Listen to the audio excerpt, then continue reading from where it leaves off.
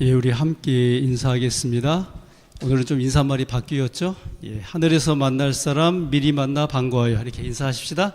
하늘에서 만날 사람 미리 만나 반가워요. 네, 감사합니다. 네, 우리 전환희 집사님, 우리 이장로님한테 이렇게 한번 해주세요. 네, 네, 감사합니다. 예, 오늘의 말씀의 제목은 요셉의 꿈, 예수님의 꿈입니다. 오늘 저는 요셉의 꿈, 예수님의 꿈이라고 하는 제목으로 하나님의 말씀을 증거하겠습니다. 먼저 창세기 42장 1절로 6절의 말씀을 제가 읽어드리겠습니다.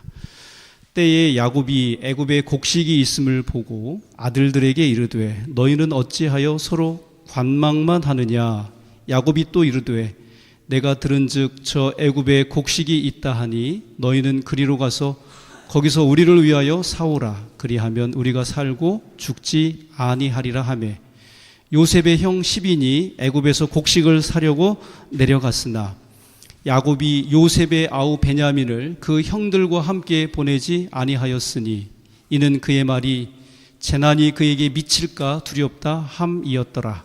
이스라엘의 아들들이 양식 사러 간 자 중에 있으니 가나안 땅에 기근이 있음이라. 때에 요셉이 나라의 총리로서 그 땅 모든 백성에게 팔더니 요셉의 형들이 와서 그 앞에서 땅에 엎드려 절하매. 예, 여기까지 읽겠습니다. 성경에 많은 인물들이 예수님을 닮고 또 표상하고 있지만 요셉만큼 예수님을 많이 닮은 사람은 없다고 생각합니다. 그래서 이 요셉은 예수님을 표상하는 이제 그런 인물이 되는데요. 여러 면에서 정말 예수님을 가장 많이 닮은 사람이 요셉이 아닌가 그렇게 생각합니다. 그런데 말씀을 묵상하다 보니까 이 품성이나 생애도 닮았지만은 뭐까지도 닮았냐면 꿈까지도 예수님을 닮은 것 같다는 생각이 들었습니다. 예수님을 정말 사랑하면 뭐까지 닮는다고요? 꿈까지도 닮을 수 있다. 그런 생각이 듭니다. 그래서 오늘 이 시간에는 요셉을 통해서 예수님의 꿈을 살펴보려고 합니다.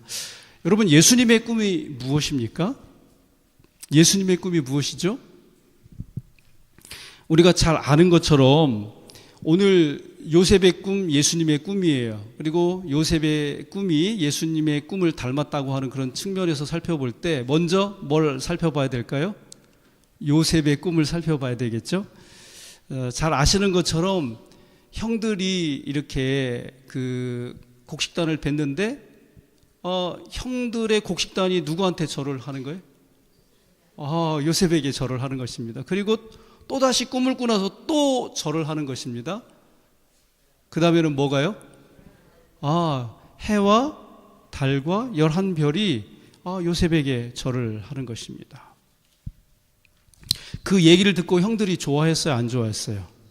엄청나게 기분이 나빴죠, 그죠? 예. 그런데 요셉의 형들이 애굽의 양식을 구하러 갔다가 정말로 꿈처럼 어떻게 알고 있어요? 절을 하고 있어요. 그러니까 20년 전에 요셉이 꾸었던 그 꿈이 성취되는 그런 순간이 아닐 수 없었습니다. 그런데 정말 요셉의 꿈이 온전히 성취되었습니까? 됐어요? 안 됐어요? 안 됐어요. 요셉의 꿈이 완전하게 성취되려면 모든 형제들이 요셉에게 절을 해야 되는데 한 명이 빠졌습니다. 그 한 명이 요셉의 꿈의 성취를 가로막고 있었던 것이죠. 누굽니까? 베냐민이 빠져 있습니다. 그런데 요셉은 그 꿈을 이루기를 원했습니다. 형들과 베냐민이 함께 요셉을 찾아오는 것이 바로 요셉의 꿈이었다고 하는 것이죠. 근데 베냐민이 이 자리에 왜 빠졌어요? 나이가 너무 어려서 그랬나요? 여기 창세기 46장 21절에 보면 베냐민은 이미 30대 중반의 나이였고 자녀도 몇이나 되었어요? 10명이나 되더라고 하는 것이죠. 그럼 무엇 때문에 형들과 함께 이 요셉 앞에 오지를 않은 것입니까? 잘 아시는 것처럼 잘못된 사랑, 아버지의 편애에 빠져 있었기 때문입니다. 그 잘못된 사랑이 베냐민과 요셉 사이를 가로막고 있었다고 하는 것이죠. 그것 때문에 형들의 시기와 질투는 더욱 커져만 갔던 것이고요. 근데 예수님의 꿈도 요셉의 꿈과 똑같다고 하는 것입니다. 이렇게 오늘 안식일에 예수님께 경배하러 온 우리들을 바라보고 예수님께서 기쁨보다는 걱정이 앞서시더라고 하는 것입니다. 왜요? 우리 예배드리러 오신 우리 성도들, 형제들 중에 누가 있기 때문에, 빠진 자들이 있기 때문에 그런 것입니다. 여기 지금 누가 없어요? 베냐민이 없는 것입니다. 오늘 이 자리에 없는 바로 그 형제 때문에 예수님의 꿈도 깨어지고 만 것입니다. 근데 예수님의 꿈이 깨어진 이유가 무엇이에요? 잘못된 사랑에 빠져 있는 그 형제들이 있기 때문입니다. 그리고 오늘 이 자리에 우리와 함께 하나 되어서 예배하지 못하고 있는 그 형제 때문이기도 합니다. 그리고 시기와 질투로 상처받고 얼룩진 바로 그 형제가 이 자리에 우리와 함께 있지 않기 때문에 예수님의 꿈도 깨어졌다고 하는 것입니다. 예수님은 바로 그 형제를 그리워하고 계십니다. 그것이 바로 예수님의 꿈입니다. 그래서 우리는 신약 성경에서 예수님의 꿈을 확인할 수 있습니다. 자, 여기 누가복음 19장 10절의 말씀인데요. 다 같이 읽어보겠습니다. 시작.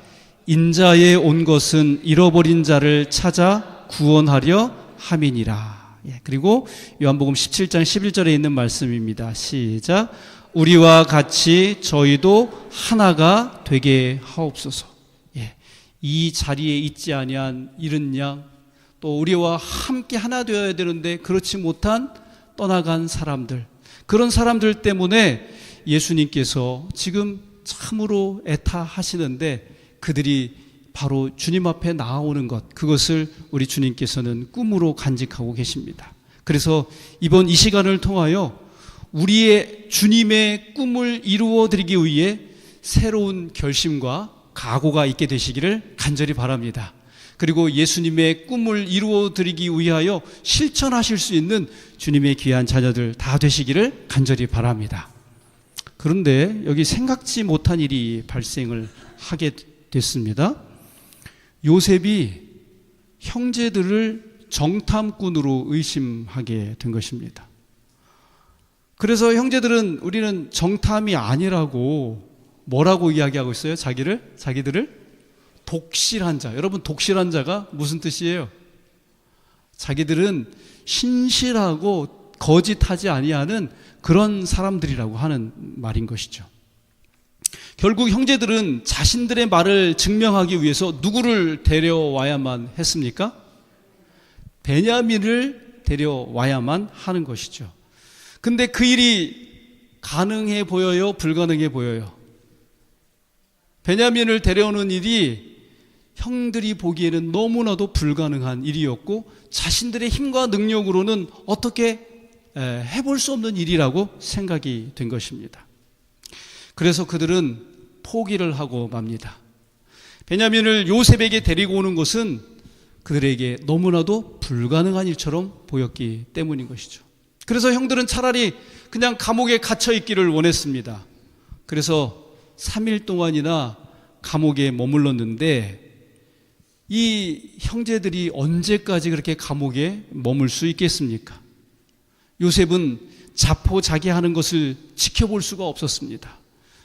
이렇게 형들이 자포자기해서 감옥에 갇혀 있는 것은 형들도 죽고 누구도 죽는 일이었어요? 베냐민도 죽는 길입니다.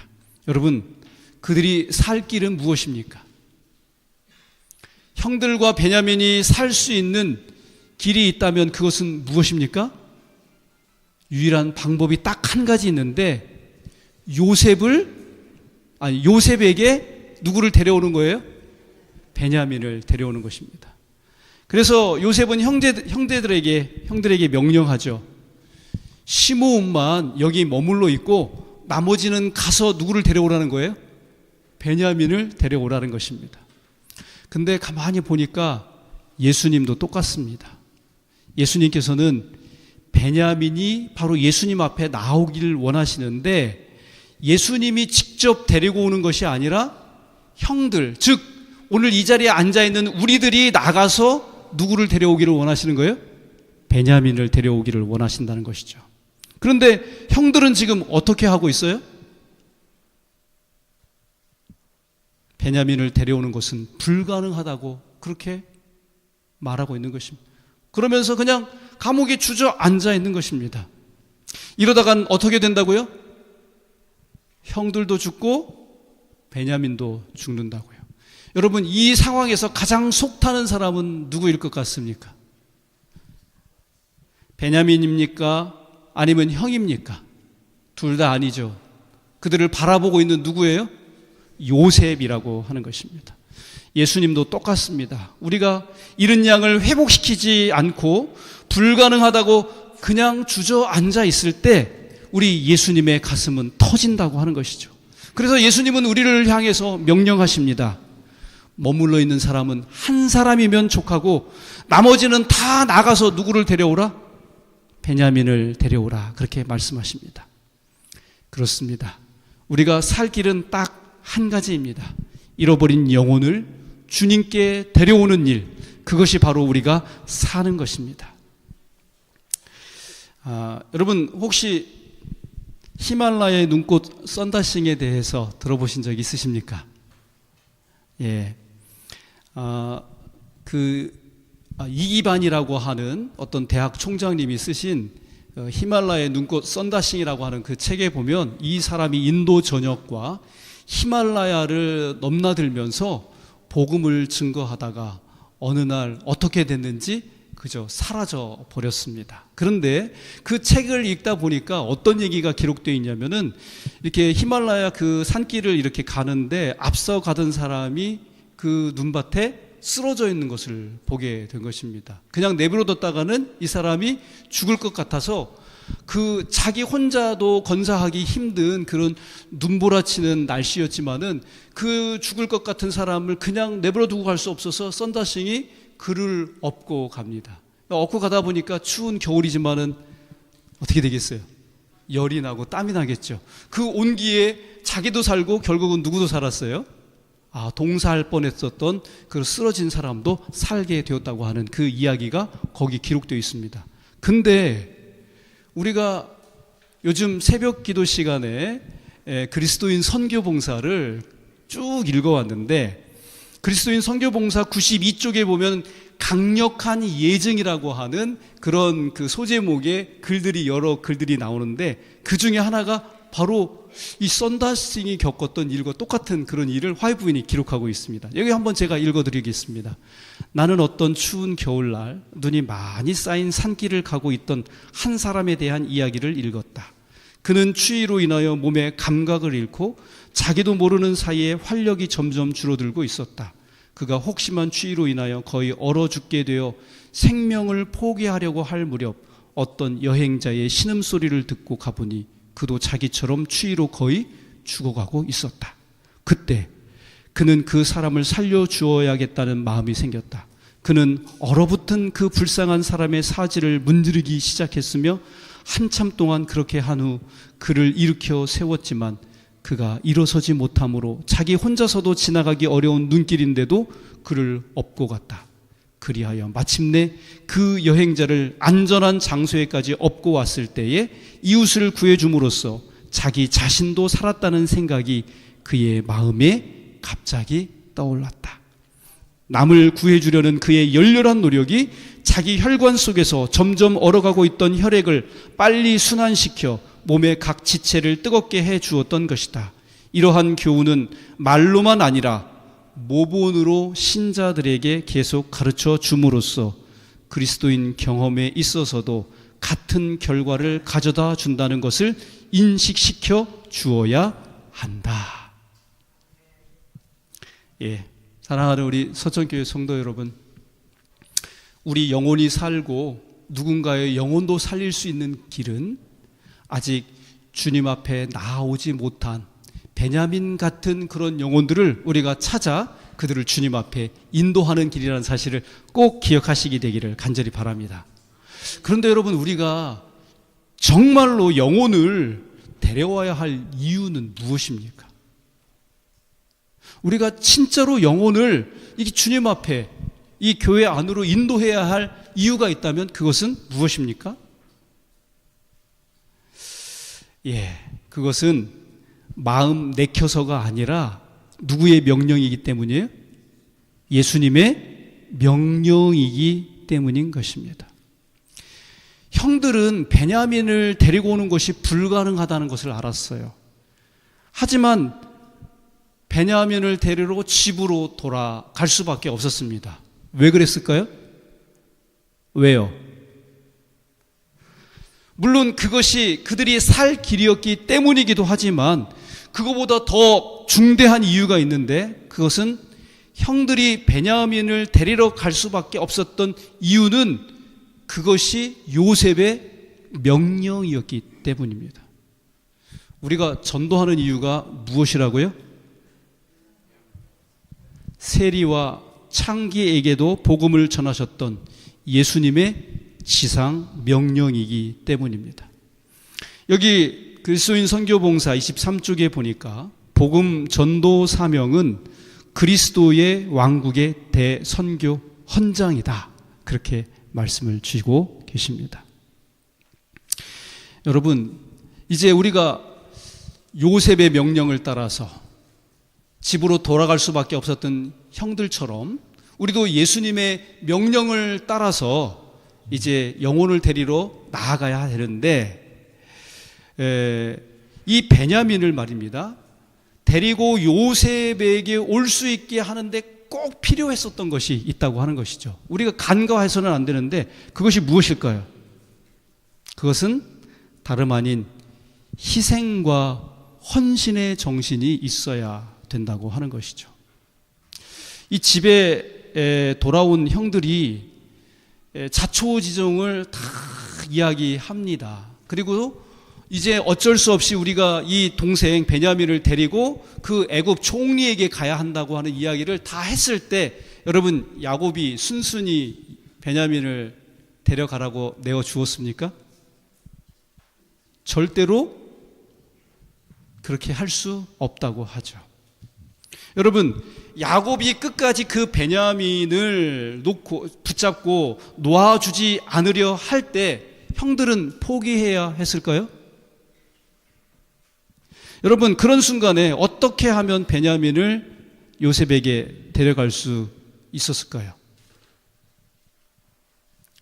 이런 때 형들은 도무지 불가능해 보이는 일을 어떻게 해결했는가? 그것은 바로 다름 아닌 자아 희생의 정신이었다고 하는 것입니다. 마찬가지로 자아 희생의 정신이 없이는 영혼 구원은 불가능하다고 하는 것이죠. 여기 전도법 631쪽, 632쪽에 있는 말씀을 우리 함께 읽어보겠습니다. 시작. 우리는 지상 역사의 마지막에 접근하고 있다. 우리는 전에 경험하지 못한 자아 희생으로 온갖 부분의 하나님의 사업을 이루어 나가야 한다. 이 사업은 전진의 매 계단마다 희생을 요구하고 있다. 일꾼들은 마치 불로 연단한 금처럼 깨끗해지고 세련된 상태로 시련의 문을 통과해야 한다. 예, 자아 희생. 매 계단마다 이 희생이 요구되는 사업이 바로 영혼 구원 사업이라고 하는 것이죠. 그래서 여러 사람의 자아 희생의 정신이 드러나게 되었을 때 베냐민을 요셉에게 데려갈 수 있었다고 하는 것입니다. 여기 형들은 어떤 자아 희생을 나타내 보였습니까? 첫째로는 시므온이 베냐민을 위해서 감옥에 갇혀 있었다고 하는 것이죠. 그것도 하나의 희생 아니겠습니까? 또 큰형, 그들의 장자였던 형이었던 이 르우벤은 성급하기는 했지만은 내가 만약에 베냐민을 데려오지 못한다면 아버지, 나의 두 아들의 목숨을 내가 담보로 하겠습니다. 이렇게 이야기합니다. 그리고 또 하나, 넷째 아들이었던 유다는 자기 자신을 담보로 합니다. 아버지, 베냐민을 데려오지 못하는 순간이 있다면 그 순간에 내 목숨을 대신해서라도 아버지의 사랑하는 아들 베냐민을 아버지에게 돌려보내드리도록 하겠습니다. 이렇게 이 유다가 담보를 한 것입니다. 여러분, 물론 이제 시므온도 희생을 했고 르우벤도 자기 두 아들을 담보로 했지만은 유다는 어떻게 이런 희생을 자기가 감내하기로 할 수 있었던 것일까요?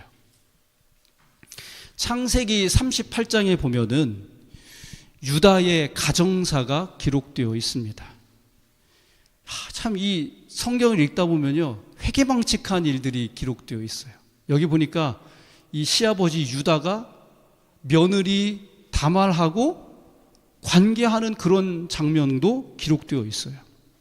여러분 잘 아시지만은 유다에게는 세 아들이 있었습니다. 엘과 오난과 셀라라고 하죠.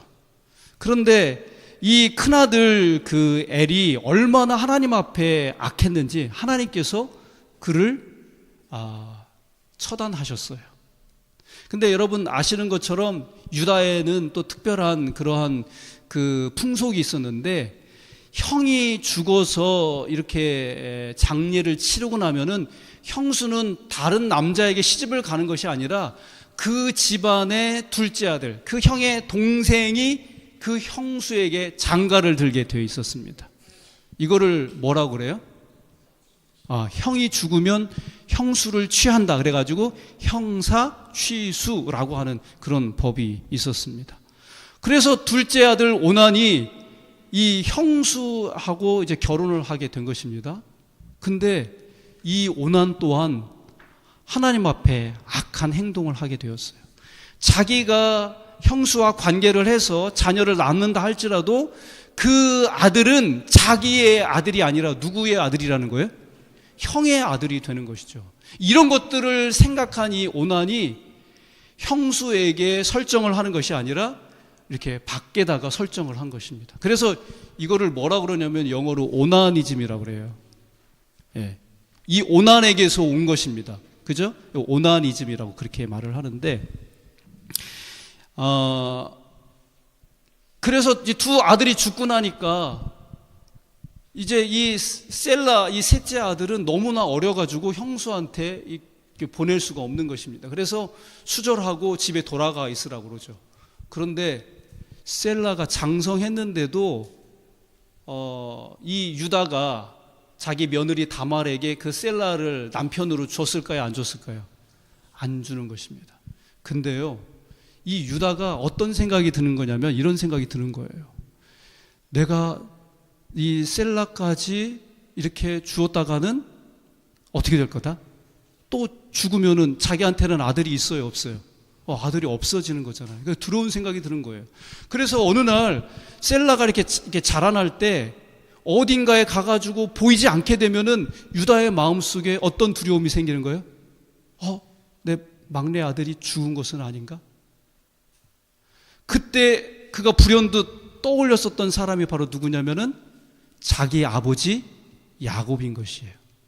야곱이 요셉을 잃고서 그토록 슬퍼하던, 아버지 야곱이 그토록 사랑했었던 아내 라헬의 아들 요셉이 사라지고 났을 때 그토록 슬퍼했었던 그 아버지 야곱이 왜 그랬는지를 이 유다가 자기의 두 아들을 잃어버리면서 아버지를 이해하게 된 것이죠.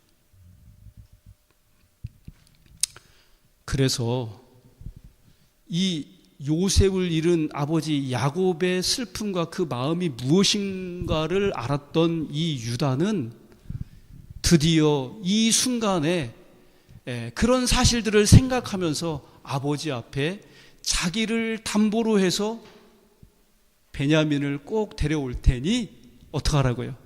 이 베냐민을 좀 우리와 함께 가게 해주라고 그렇게 호소하고 자기 자신을 희생을 했었던 것입니다. 그래서 창세기 44장에 보면은 여러분 그 이후에도 여러분 그 모든 이야기 다 잘 아시죠? 요셉이 과연 형들이 예전과 똑같은 사람들인가 아니면 정말 변화된 사람들인가를 테스트해 보기 위해서 자기 청지기를 통해서 은잔을 누구 자루 속에 넣습니까? 베냐민의 곡식 자루에 은잔을 넣어둡니다.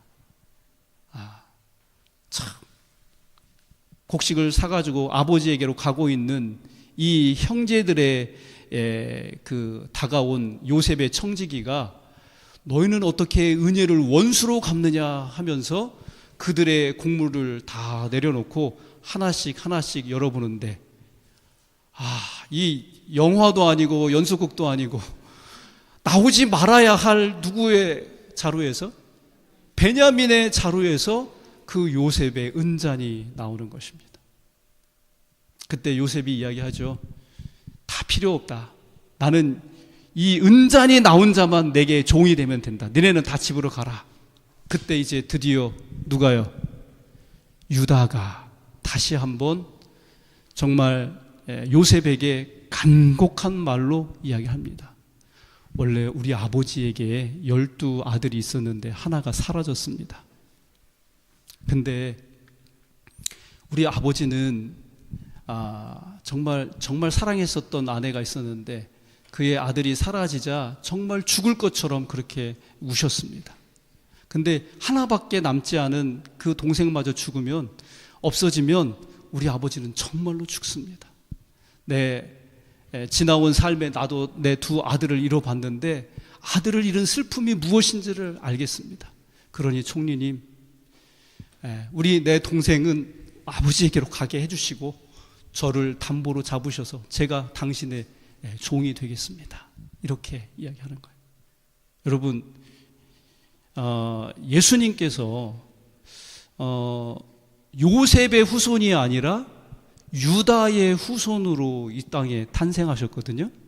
왜 예수님께서 유다의 후손으로 탄생하셨을까요? 저는 다른 거 없다고 봐요. 유다가 요셉 앞에 베냐민을 자기 자신을 담보로 해서 그를 살려주고 자기가 종이 되겠다고 한 이 정신은 바로 우리를 구원하시고자 이 땅에 오셨던 우리 예수님의 그 사랑의 정신, 그 희생의 정신이기 때문에 예수님께서 바로 이 유다의 후손으로 이 땅에 출생하신 것이 아닌가, 저는 개인적으로 그렇게 생각을 합니다.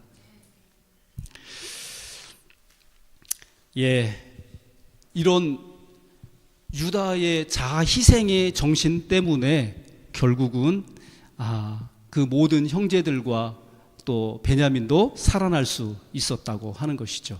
여기 자아 희생의 정신을 실천하라 그래가지고 전도법 320쪽에 다음과 같은 말씀이 있는데 우리 같이 한번 읽어보겠습니다. 시작. 또한 저들은 매일 자아 희생의 정신을 실천해야 할 것과 지금껏 품어온 많은 것들을 버려야 할 것과 비록 비위에 안 맞을지라도 반드시 수행해야 할 여러 가지 의무들이 있다는 것을 가르쳐야 한다. 그렇습니다. 우리가 전도할 때 정말 비위에 맞지 않는 그런 일들도 해야 되는 경우들이 있다고 생각이 됩니다. 그러나 이런 자아 희생의 덕분 때문에 결국은 모든 사람들이 살아나게 되는데 마침내 형들과 베냐민이 함께 요셉 앞에 와서 어떡하죠? 이제 그 일 때문에 절을 하게 되는데 여러분, 요셉의 꿈이 이루어졌어요? 안 이루어졌어요? 그렇습니다. 그렇게 해서 요셉의 꿈이 이루어지게 됩니다. 요셉은 그들을 위해서 만찬을 준비하는데요, 형제들을 자기 저택으로 초대합니다. 그리고 잔치를 베풉니다. 베냐민을 위해서는 몇 배나 더 준비했죠? 5배나 더 준비합니다. 그리고 요셉처럼 우리 예수님께서도 잔치를 벌이십니다. 누가복음 15장 6절에 집에 와서 그 벗과 이웃을 불러 모으고 말하되 나와 함께 즐기자. 나의 잃은 양을 찾았노라 하리라. 누가복음 15장 22절 23절입니다. 다 같이 읽겠습니다. 시작. 아버지는 종들에게 이르되 제일 좋은 옷을 내어다가 입히고 손에 가락지를 끼우고 발에 신을 신기라. 그리고 살찐 송아지를 끌어다가 잡으라. 우리가 먹고 즐기자. 마침내 요셉은 눈물을 참지 못합니다. 왜냐하면 요셉의 꿈이 이루어졌기 때문입니다. 예수님도 똑같은 심정이십니다. 잃어버린 영혼이 주님 앞에 돌아올 때 그분은 기뻐 뛰며 춤을 추시고 만찬을 준비하십니다. 그리고 마침내 참았던 눈물을 터뜨리시는 것입니다. 예수님은 지금 우리 서천교회를 바라보면서 이렇게 저렇게 비어있는 빈자리, 그 베냐민의 자리를 바라보면서 요셉과 똑같은 심정으로 예수님의 꿈을 이루어줄 그런 사람을 찾고 계시다고 하는 것입니다. 사랑하는 우리 서천교회 성도 여러분, 우리도 우리 예수님의 꿈을 이루어드릴 수 있는 그런 주님의 귀한 자녀들 다 되실 수 있기를 간절히 바랍니다.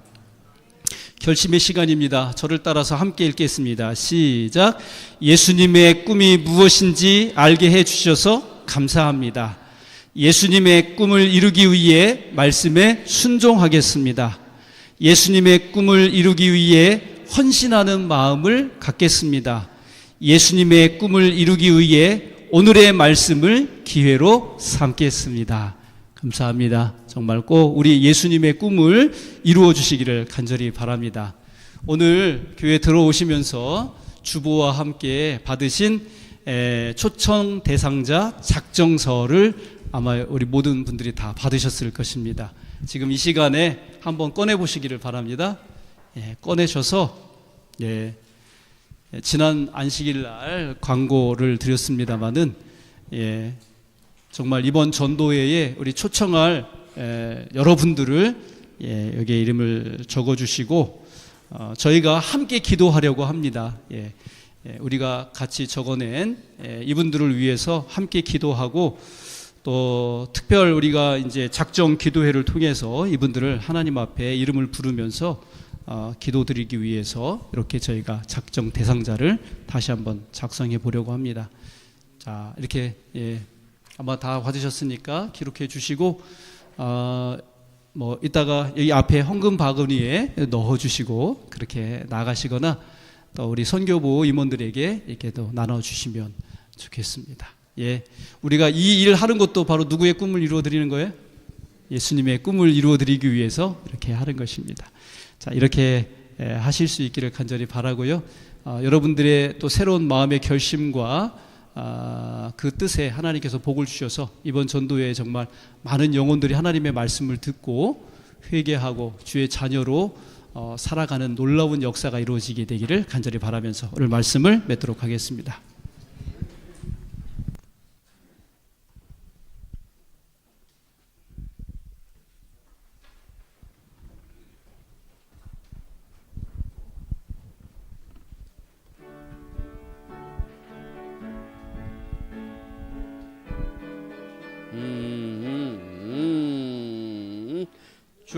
즐겁게 주에서 위에 자원에서 나가 일하세 무엇이나 맡겨주신 일을 신실하게 모두 다세 주 예수 위에 기쁜 마음으로 나가 일하세 주 예수 위에 그의 사위로세 기쁨으로 후에 사랑 만민에게 나가 전하세 아버지의 영광이신 예수 모든 복을 거저주시네 주 예수 위에 기쁜 마음으로 나가 일하세 주 예수 위에 그에서 비로세 겸손하게 우리 주를 따라 그의 가신 길로 나가세 이른 자를 주께 인도하며 곳에 주를 증거하리라 주 예수 위에 기쁜 마음으로 나가 일하세 주 예수 위에 그에서 위로세.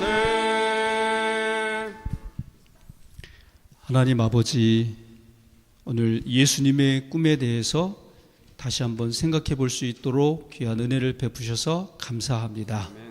이제 영혼들을 찾아 나설 수 있는 저희가 되게 인도하여 주옵시고 기쁨으로 그 일을 하게 하시되 특별히 이것이 하나님의 명령인 것을 잊지 않게 하여 주시옵소서. 그리하여 정말 다시 오실 우리 주님께서 우리 서천교회를 바라보시며 기쁨과 감격의 눈물을 흘리실 수 있는 그러한 은혜를 또한 저희 모두가 다 함께 맛볼 수 있는 우리 서천교회 모든 성도들 되게 하여 주시옵소서. 아버지, 11월에 있을 전도회를 위하여 저희가 기도드립니다.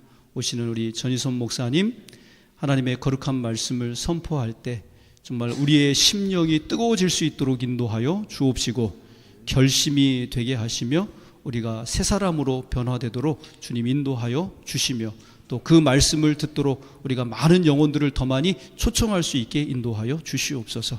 사랑이신 예수님